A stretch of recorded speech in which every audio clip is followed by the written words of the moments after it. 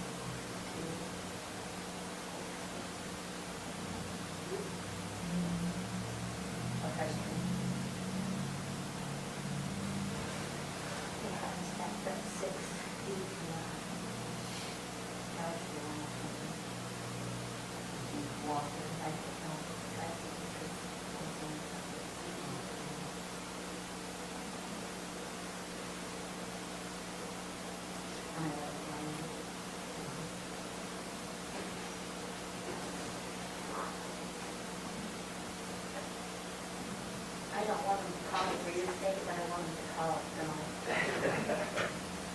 524274. True, they just can't make it. Can't make a decision, but they can just listen. Did everybody got a chance to sign the Israel pass this guy around? You guys do? We signed it. Thank you so much. We weren't really giving any personal information though. Appreciate you. What's this all about? This is kind of just keeping attendance on who participated in the meetings. In order for FEMA to approve funding, they have to show proof that different governing bodies have participated in the planning process. Austin's agenda. Yeah, it is.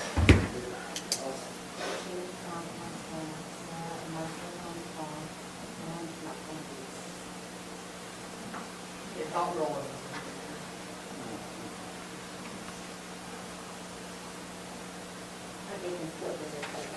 Thanks so much. Sure, if I can find it for signatures, and I'll start with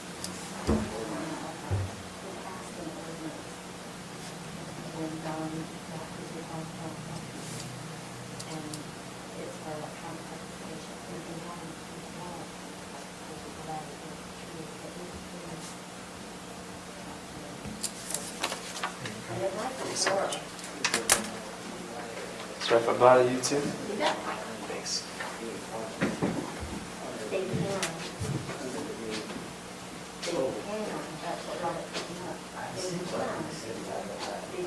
I thought you had a quorum. Yeah. Quorum in the room. Physically present. Okay, Robert, Bobby's doing some research. It might have been a form, I thought it was. I think it might be a form. Because Mine is I not was so much. a little concerned about that, and that's why we put that in. Yeah, feel free to grab one of those if you like. Let me know if you want it. So- I can only make that determination of no host location or no anchor location if I put it in the notice. So we don't have that. I didn't know we weren't going to have a quorum until Do you have this to make a afternoon. decision? There's no decisions, you can just have a. Yeah, we can hold an administrative meeting. It'll still be open to the public. The only decision is on the approval of the express bill pay contract. And pursuant to the payment authorization or the contract authorization that we approved a couple of weeks ago, I can do it You can sign subject it to online. ratification, as long as the folks approve.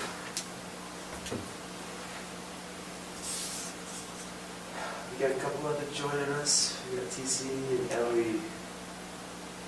Okay.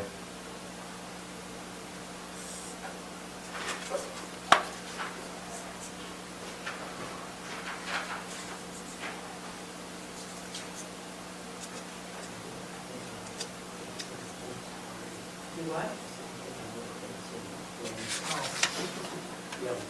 How old are they? So was Robert coming back in? He was in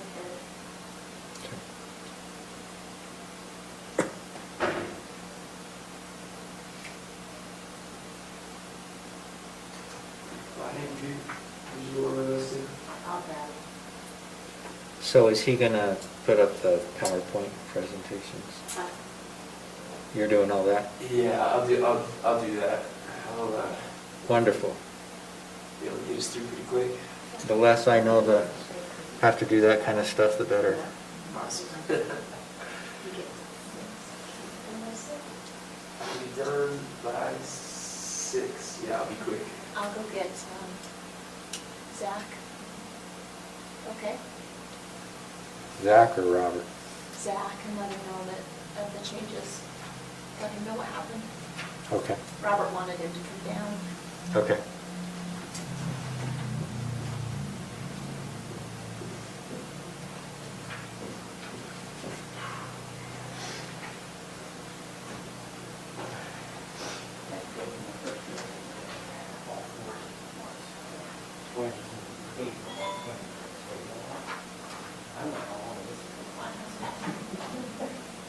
I can really entertain my 9-year-old grandson now before he's on his off for the morning.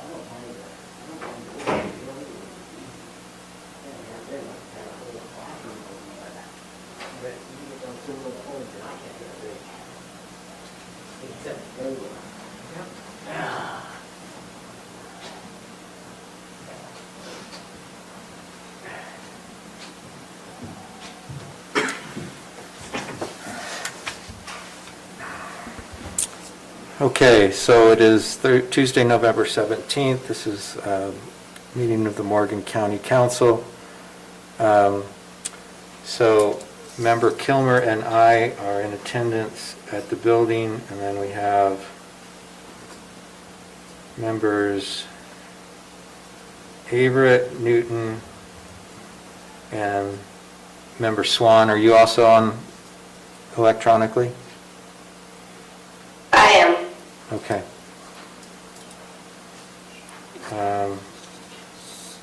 Bobby, this is Tina. I'm on electronically as well.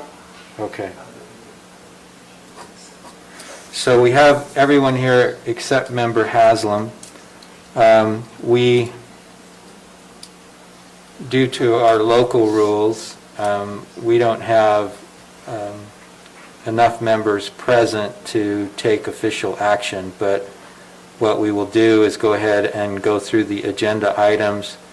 If the express bill pay contract is approved, I could go ahead and get it executed subject to formal ratification at the next meeting. I'll go ahead and offer the prayer, and we'll have a pledge of allegiance.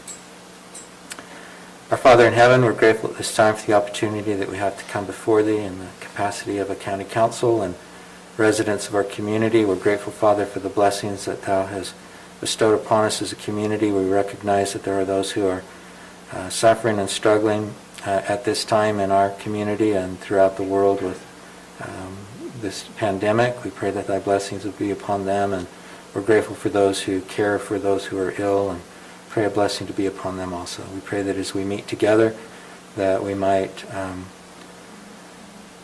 recognize this opportunity as a blessing to discuss matters important to residents of our county, and that we'll be able to do so peaceably and with good feelings towards one another.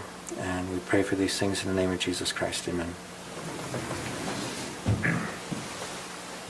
I pledge allegiance to the flag of the United States of America and to the republic for which it stands, one nation, under God, indivisible, with liberty and justice for all.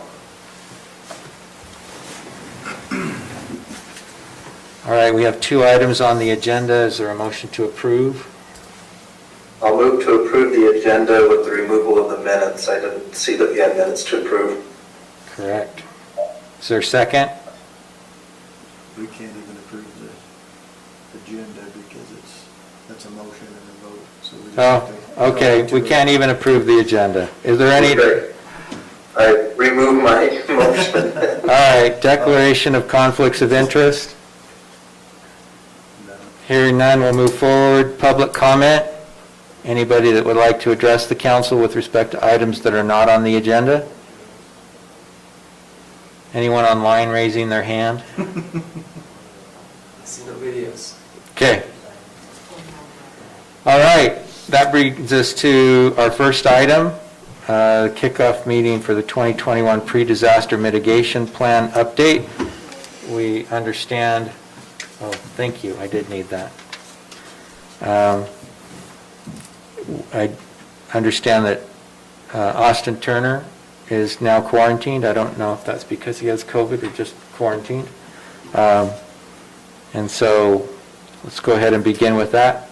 I understand there's a PowerPoint presentation. And Yeah, there is. So, thank you guys for having me. I hope you guys didn't adjourn just for our sakes.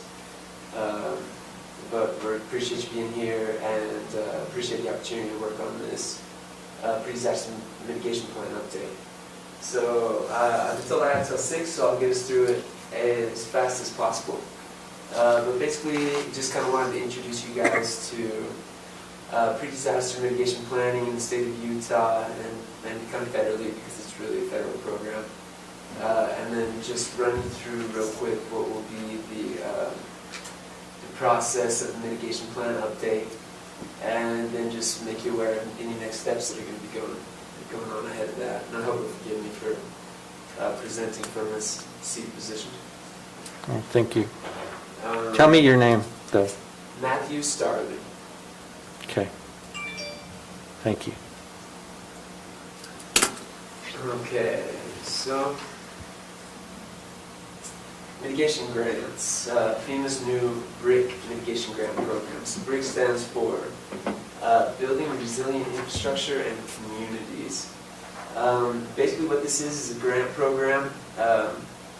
There's a number of grants that FEMA makes available for disaster mitigation and pre-disaster mitigation. This up on the screen just kind of shows a list of what those are. Where this funding comes from, every year when federally disaster relief money is issued, 6% of that is set aside for these BRIC accounts. So it's a little fluctuate year to year. This year will be kind of interesting because of COVID. There's been so much money that's been given out for COVID. I don't know if they'll count that as disaster funding or not. But it could be a pretty large pot going into 2021 just because of the year that we've had, all the fires in California and Oregon, things of that nature.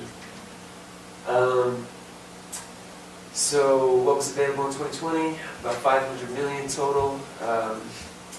Those are allocated by state, territory. They're compensated nationally or nationally competitive grants. 50 million funding cap per sub-application, so not going over $50 million, but there's a large pool of money that is available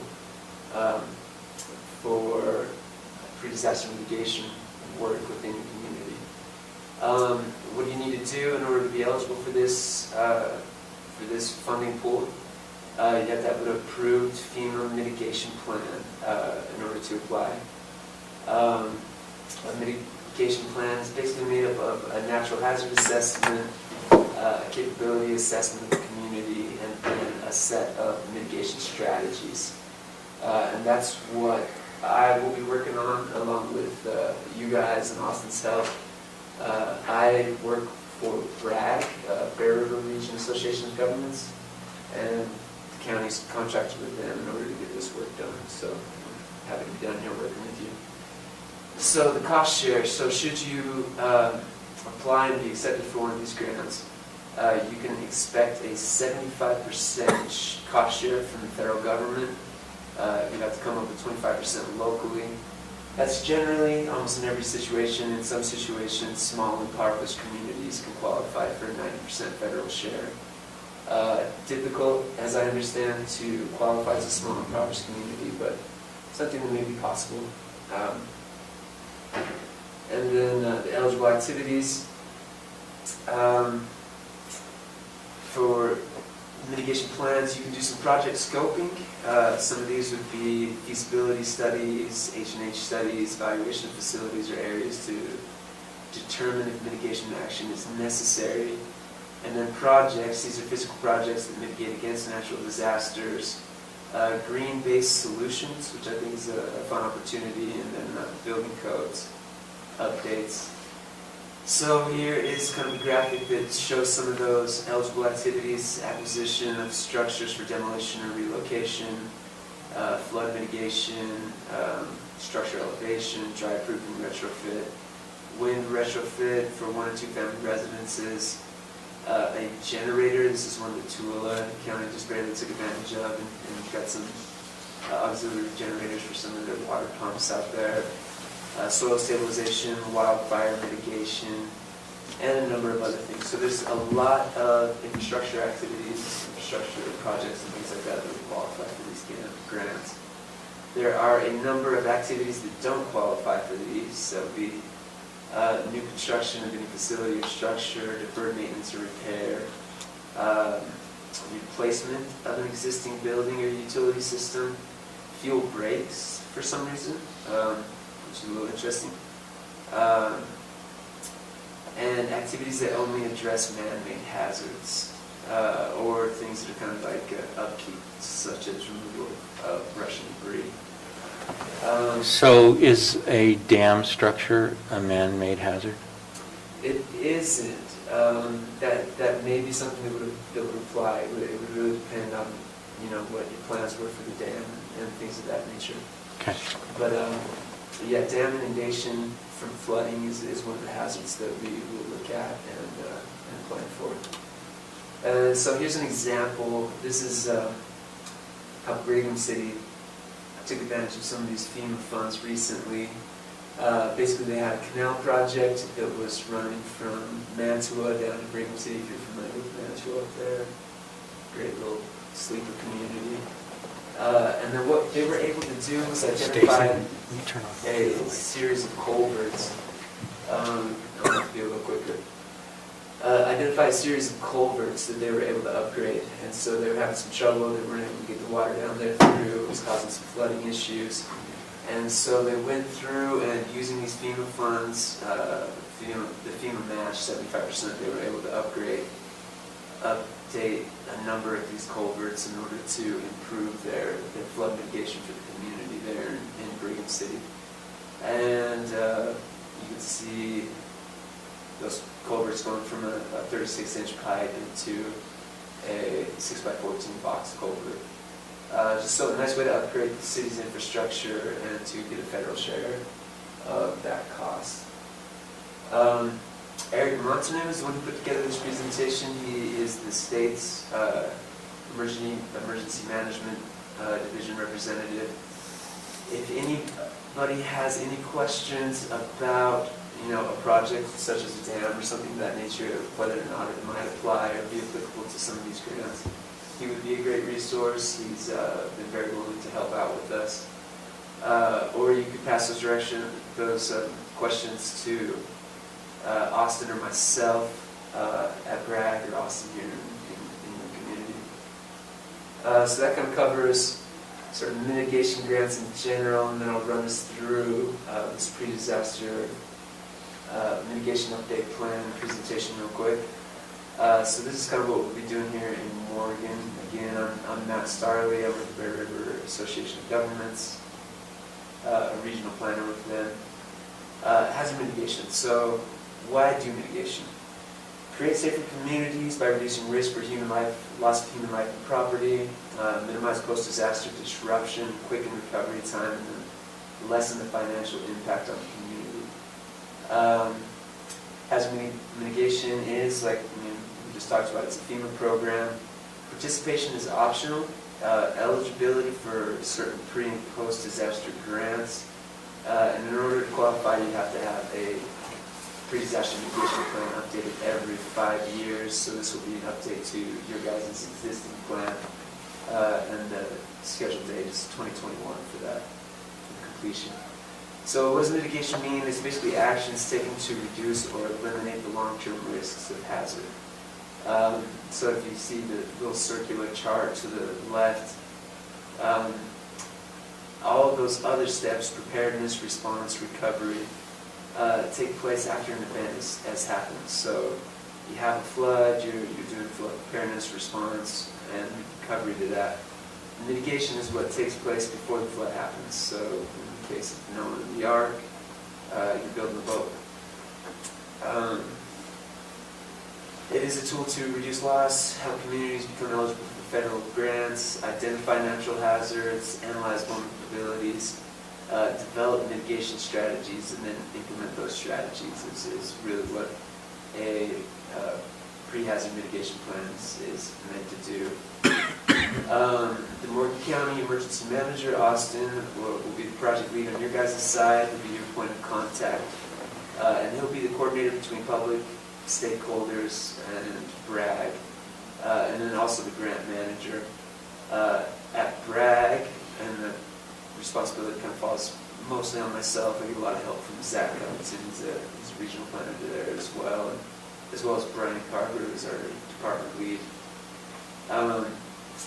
This will guide you through the planning process to meet the requirements, provide the research, mapping, and analysis. That's a lot of GIS work, things of that nature, and maybe reaching out to some of your city managers in order to get a little bit of GIS information if that's available. I know that none of them are in here, but just kind of a heads up. Incorporate your ideas, that's during the mitigation strategies part of the plan, and then develop the final plan and pass it on to FEMA for approval and then adoption from you guys, the county council. The timeline on this, a bunch of different steps, a bunch of different milestones. We're hoping to get the plan finished and adopted by the 1st of October, 2021. A little bit of an ambitious schedule, kind of quick where these things go, but I think that we can figure that out and get that all worked out. What that means is there'll be a series of meetings coming up that we will hope to get your guys' participation in, and the participation of some of your special interests, districts, some city council members, things like that. In order to qualify for funding, there has to be documented participation from each one of these cities, community councils, county councils. That's why I was kind of going around bugging people with the sign-in sheet just so we can show some documented participation. This kickoff meeting is really more of a steering committee, as we do sort of like the risk assessment meetings and certainly the mitigation strategy meeting. We'll try to cast a wider umbrella and get a few more groups involved in that. And then the plan adoption meeting, I'm not sure if that would be that wide umbrella. It'll probably just be you guys here at the council. There'll be a survey going out. I'll set that up on SurveyMonkey and send that around. Hopefully Austin will be passing that your way. Basically, what we're trying to do at this stage is get a sense for community capabilities, what natural hazards there are in the area that people are aware of and would like us to take special attention to, and then do a critical community assets study. And so in that, basically what we're trying to do is figure out what critical assets exist within this community and identify them, mark them out, and get sort of a sense of their value, and then you lay that natural hazards data over the top of that critical community asset study in order to get a sense for what's at risk and what can be done in order to minimize that risk. Common hazards that we run into here along the Wasatch Front. You guys consider yourself the Wasatch Front? No? Wasatch back. The Wasatch Back. I should know that, but I mean, okay, along the Wasatch Back. Earthquakes, flooding, drought, severe weather, wildfire. This is 2 weeks ago. I think it was referring to the high winds. Lesser known, alluvial floods, landslides, radon in the soil, things of that nature. So we'll go through and we'll identify those natural hazards, like I suggested, and we'll do that using GIS data and a lot of different state resources that are available in order to do that.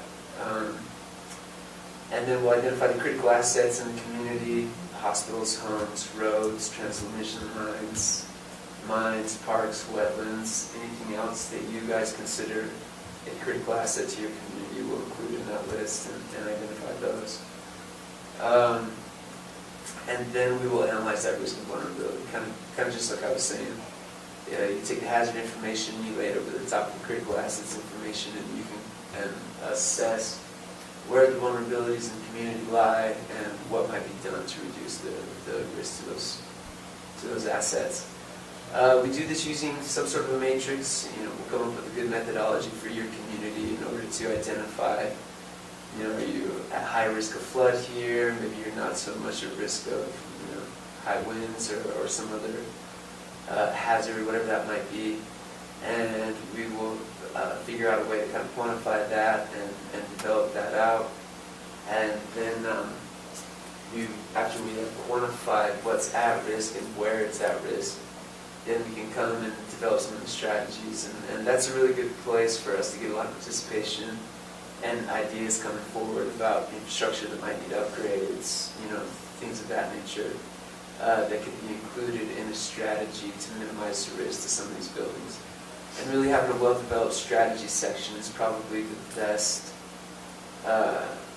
route or vehicle to taking advantage of the grant funding that's available. And they'll be approved by FEMA as they go through. So there's a couple ways that we can develop this plan. One way is a static plan. It's basically a printed PDF document that people will be able to access. The way I would prefer to do it is through a web-based plan. That way we just set up a website that people can access whenever they want to. It's kind of a trend going forward right now. We just finished one. This is a little snippet from one that we did for the Bear River region pre-disaster mitigation plans. So Ridge County, Box Elder County, and Cache County up there. Turned out really well. I think it's just so much more accessible to do it web-based and creates a more interesting document for people to go through. Usually, I'm sure you guys are aware, a lot of time and energy and effort put into plans. They get printed, they get put in somebody's desk, and never get referenced again, or seldom get referenced. So if you guys are into it, I'd like to move forward with a web-based plan. We want to make that decision for at least another little while we get the groundwork set and things like that for this. But we've had some good feedback on these ones that we recently completed up there for the Bear River region. So it'd be a nice way to go. And then natural hazards that we'll be looking at in 2016, there's the list of what you guys included. Avalanche, flood, drought, a lot of geologic hazards like landslide and earthquake, severe weather.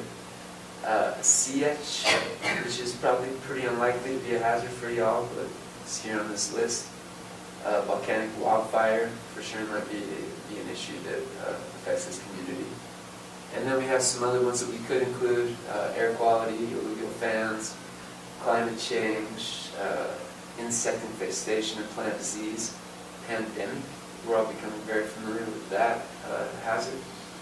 And then extreme population growth or unchecked population growth might be another hazard we could include. And so stakeholders, who are the people that we want to get involved?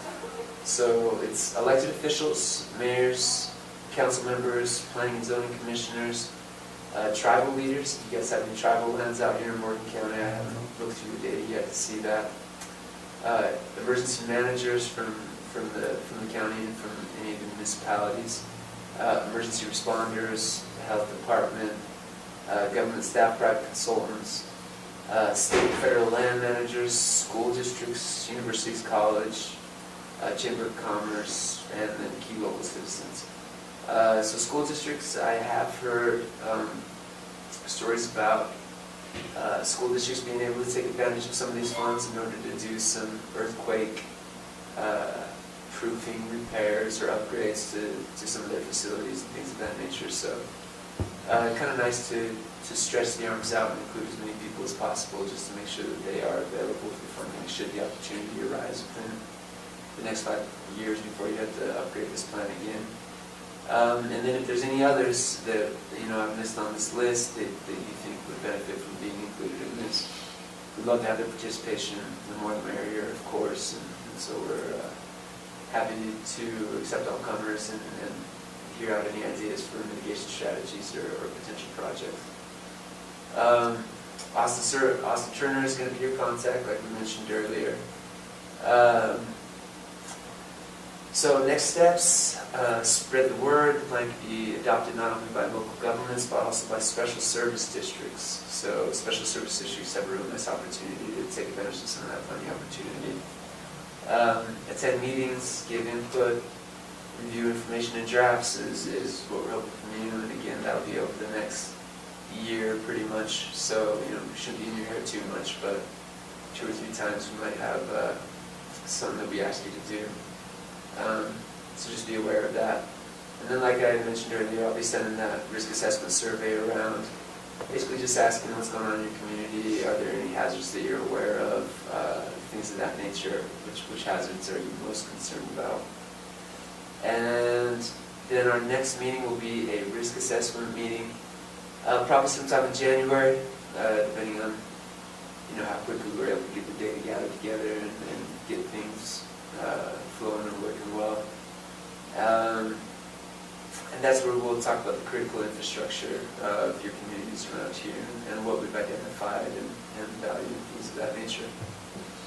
And then that's about all I had. Does anybody have any questions or comments? I'll throw it to this screen so you can contact information if you like. So that you don't need anything from us in particular tonight, and it sounds like you'll be gathering information and be back to us as part of a January meeting.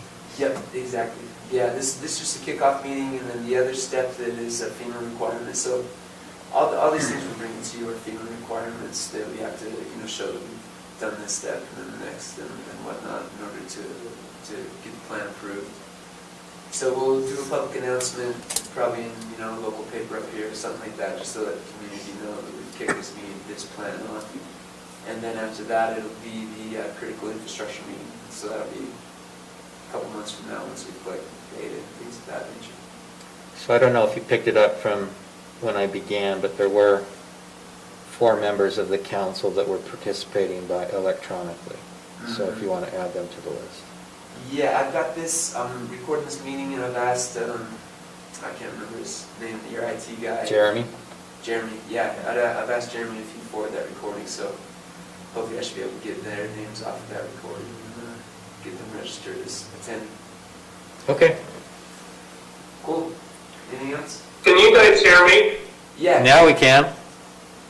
Okay. I just want to publicly thank Matt for showing up. I'm sorry I couldn't be there in person. If you guys have any questions or need anything, we'll be working together a lot on this. Great. Thanks, Austin. And Matt, we do appreciate you coming up, and sorry there weren't more of us here in person, just the way it worked out this time. This is to be expected in these times of COVID. So, Are you guys okay. interested in recording the rest of your meeting, or should I stop the recording at this point? I think it can just continue to record. Okay. Awesome. Well, if there's nothing else, I'll probably just get out of your hair unless you want Okay. to stick around for any reason. Thank you. Yeah, no problem at all. Driving down the canyon, sometimes deer can be a hazard. Yeah, that's a good point. We could think about including those. Okay. Honestly. Yeah, migration patterns. Okay, our next item is a discussion decision approval, well, actually, maybe an informal discussion and nod to sign this and move forward, but it's the express bill pay Anybody contract. has any issues with the contract? Yeah. Zach's here for those of you who are participating online. Are there any questions about the contract, the express bill pay contract?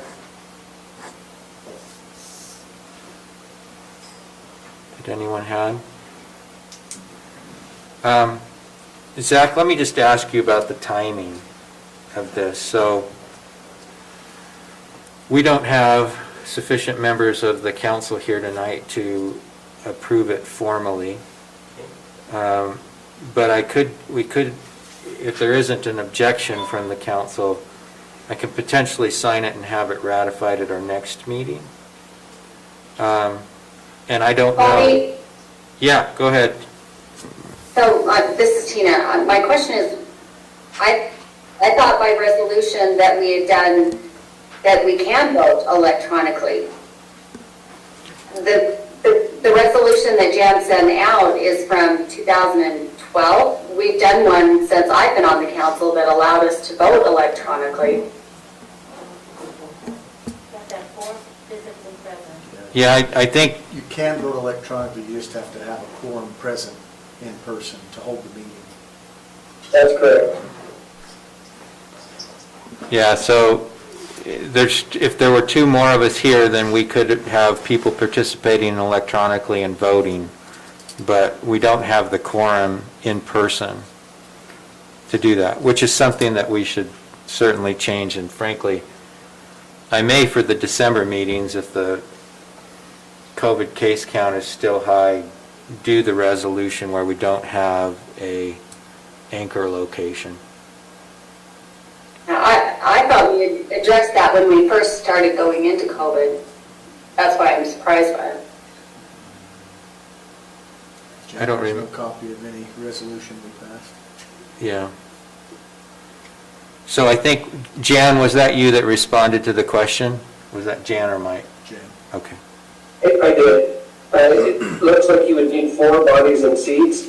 And also, the Utah Open Meetings Law requires that to be a part of any ordinance that the county does anyway. So at a minimum, under the Open Meetings Act, we'd have to have a quorum, physical quorum present. But I do believe that for purposes of our meetings in December during the COVID, we could move it all electronically. That might be something the governor signed. I've been looking your whole meeting to try to find that. There might have been some declaration from the governor, and I just haven't found it, but overrode that. So look at, I haven't put my hand on it yet. so take a look at 52-4-207, subsection 4. Does that allow the governor to suspend the law? Is that what it does? It's a provision that's been inserted into the Opens Meeting Act, I think as part of the special legislative session. Oh. So it's, anyway, I looked at it quickly before the meeting to see if I could just do it on the spot, and we have to include it in our notice, so we couldn't do it for purposes of this meeting, but we may want to include that for the future meetings, just in case we have situations where people don't come in, or during this pandemic as a result of it, are staying home or participating electronically. So, Jan, if you'll take a look at that. You better look at it right now. It's not in my hard copy. I'll find it online. Yeah, no, it was amended as part of the 2020 special session, the 5th special session of the legislature, so it's brand new. But having said that, we did pass, in terms of our contract approval procedure, a method pursuant to which if it was expedient for us to move forward with the approval of the council, I could sign a contract and ratify it formally at the next meeting. The question is, do we need to have it done before the next meeting, or no? There was my only concern with that DocuSign, because I think he sent it to you like 3 times, I think it just like expired. So, Okay, so, and you got me the information I needed to complete that. yeah, So I'll go into that, and tonight, that's the only time constraint. The rest of it can just be done sometime. and that's simply a contract to facilitate the electronic transfers with our bank. That's not the express bill pay. Right. Okay. What is the financial institution? Is it Chase Bank? Chase Bank will take that. Okay. So I'll get in and do that one. That one's, it's not over the threshold anyway. It's a small monthly fee. Okay. If there aren't any other questions for Zach, then we'll go ahead and move forward, and we'll put that on the agenda for our first meeting in December for approval. Okay? Member Cannon, so that would conclude our noticed meeting. We are going to meet administratively on some CARES Act funding. We have, I think, 5 remaining applications that Member Cannon wanted to discuss. You're welcome to stay. It's not, it's an open meeting, so. So this meeting is over, right? Yeah, other than administratively, we'll just, Yeah. Chairman, could I get that code section? It's not showing up on the state website as something that would help us. so it's 52-4